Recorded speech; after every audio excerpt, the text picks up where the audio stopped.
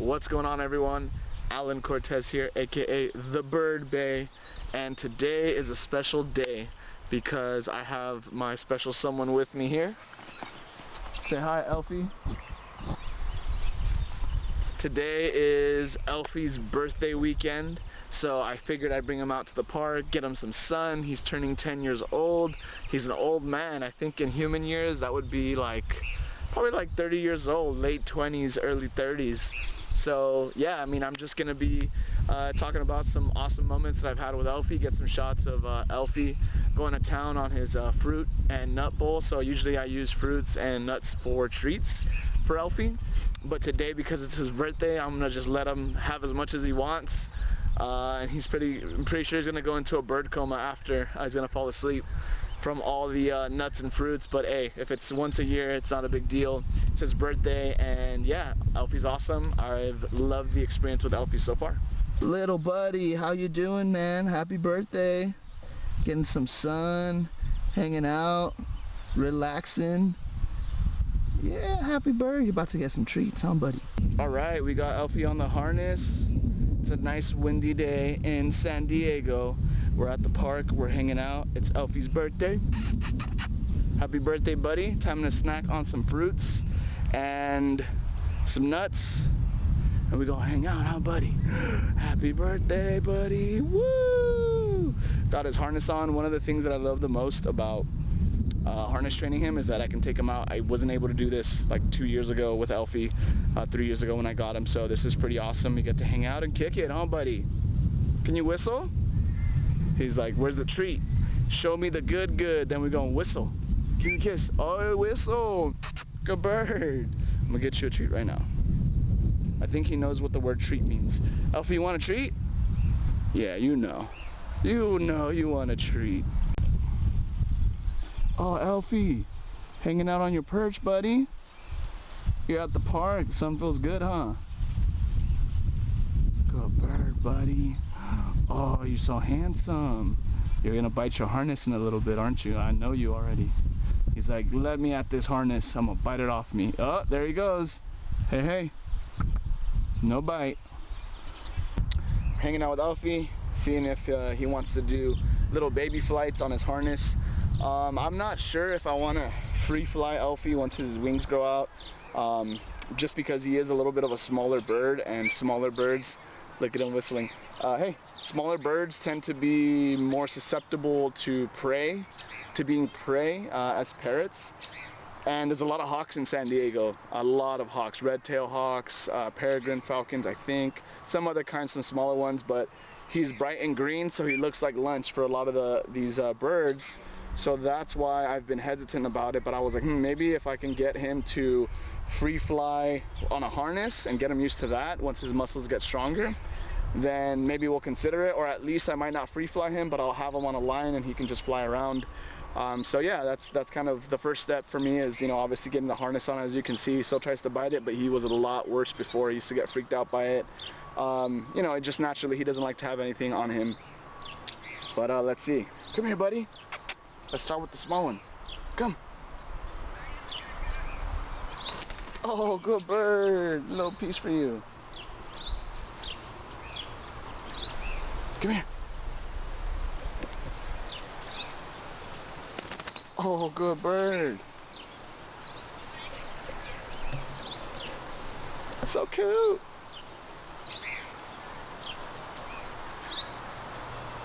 A little treat, buddy. Come here.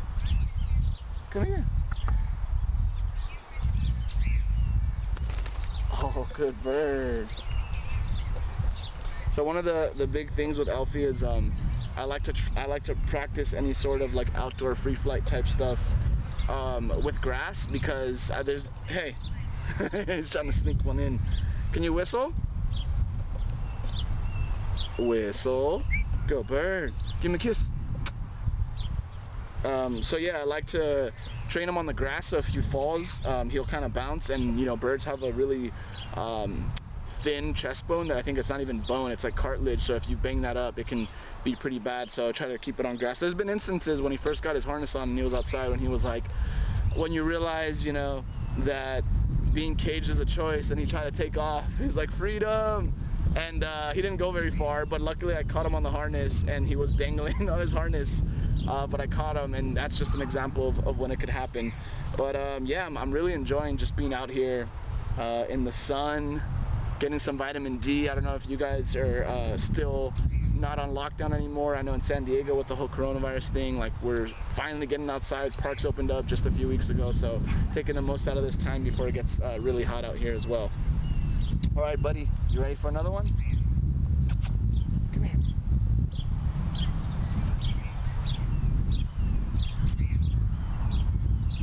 You want a treat? Okay, come.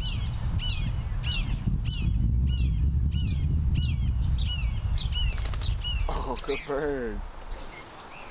So the pro tip, if you're doing recall and sometimes your parrot doesn't want to come after 1 or 2 times of you calling your parrot, sometimes it's usually because they're not motivated to eat. Like if I try to call Elfie sometimes for little recalls like this, you know, obviously he goes farther, but he's on a harness, so I don't want him to go too far and then fall on the floor and get scared.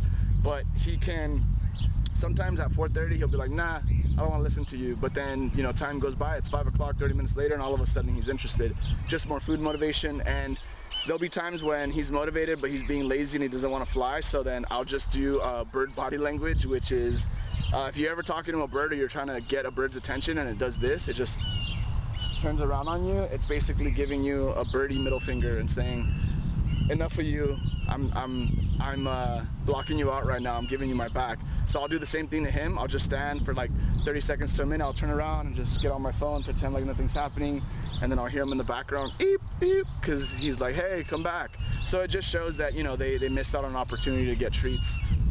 And you always want to time it right. You don't want to do too many flights to where the birds, you know, you're going to end your session with your parrot no longer interested in coming to you, and you trying to call it and it doesn't. And sometimes you can only do 4 or 5 little free flight recalls, and you know, it's the day, but consistency is more important than how long your sessions are. So that's just something to consider as well.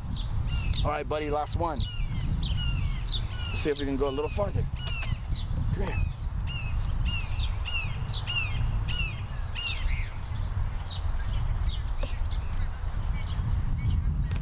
Oh, good bird.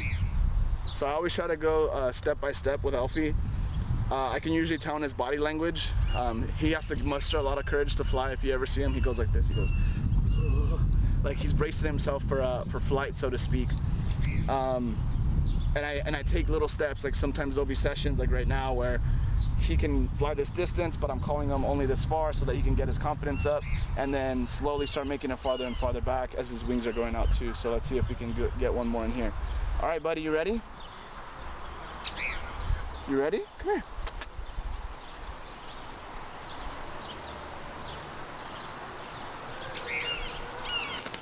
Oh, good bird.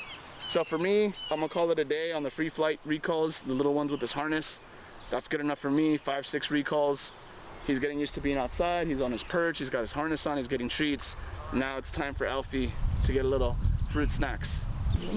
Oh, Elfie. Time for the snack bowl, buddy. Happy birthday. Oh my god, it's gonna fall over. That's okay though. Oh yeah. Alfie's got the snacks in the bowl. Oh yeah. No work needed for these peanuts. Or almonds, cashews, Brazilian nut mix. Happy birthday, buddy.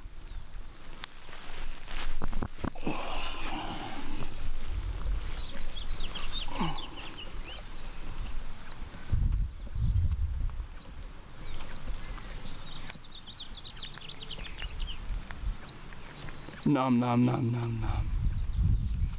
The good life. Bird's life. Oh yeah. Fruit bowl. Don't poop in it. Don't poop in the fruit bowl, buddy. He's like, get. I got it.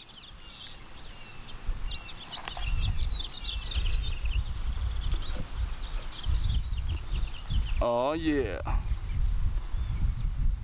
Really, Elfie? So picky. Yeah. You're fine, buddy.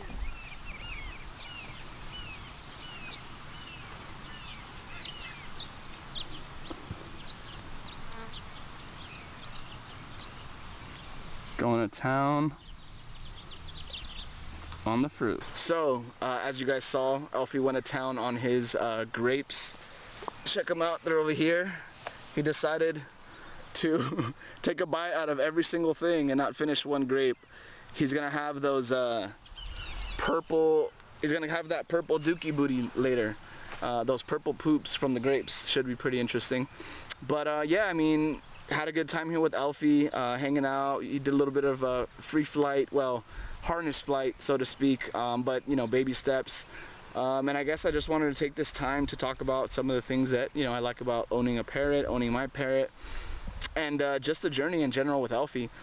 So the main thing is, you know, as you guys probably know at this point, I got Elfie rehomed about 2.5, almost 3 years ago. And yeah, he was a totally different bird. He was shy, scared of everything. I don't think he had ever really been outside. Definitely never had harness on. Everything kind of scared him.